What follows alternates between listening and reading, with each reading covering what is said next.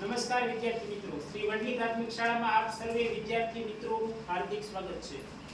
આજે 14 માર્ચ એ જેને આંતરરાષ્ટ્રીય ગણિત દિવસ તરીકે ઉજવવામાં આવે છે અથવા તો પાઈ દિવસ તરીકે ઉજવવામાં આવે છે। આંતરરાષ્ટ્રીય ગણિત દિવસ એટલે કે સમગ્ર વિશ્વમાં આજના દિવસને પાઈ દિવસ તરીકે ઉજવવામાં આવે છે। મતલબ કે ભારતમાં અને ભારતની બહાર જેટલા પણ દેશો છે ત્યાં બધી જગ્યાએ આજનો દિવસ શેના આધારે ઉજવવામાં આવે તો કે આંતરરાષ્ટ્રીય ગણિત દિવસ અથવા તો પાઈ દિવસ।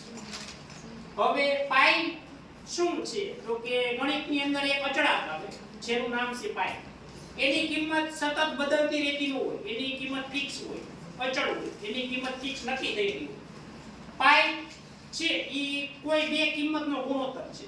એક તો વર્તુળની અંદર પરિઘ આવે અને વર્તુળની અંદર વ્યાસ આવે।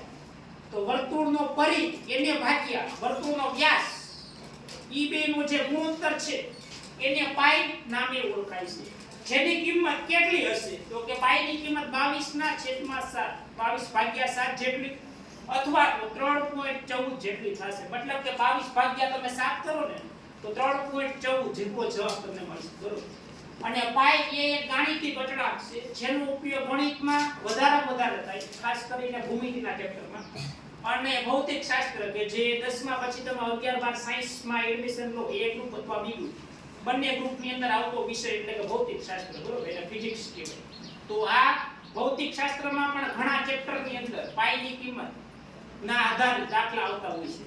તો કોઈ પણ દાખલો કે જે ગણિતના હોય અથવા તો ભૌતિક શાસ્ત્રમાં એમાં મેક્સિમમ ઉપયોગ થતો હોય એવો અચળાંક એટલે કયો તો કે પાઈની કિંમત ફિક્સ હોય જેની જગ્યાએ આપણે 22/7 લખશું અથવા તો 3.14 લખશું। અને આ 14 માર્ચ ના દિવસને પાઈ દિવસ અથવા તો આંતરરાષ્ટ્રીય ગણિત દિવસ તરીકે ઉજવવું એવું સૌપ્રથમ 2019 માં કહેવામાં આવ્યું હતું કે 14 માર્ચ આવે તે દિવસને આપણે આંતરરાષ્ટ્રીય ગણિત દિવસ અથવા તો પાઈ દિવસ તરીકે ઉજવવામાં આવે છે, બરોબર। આભાર।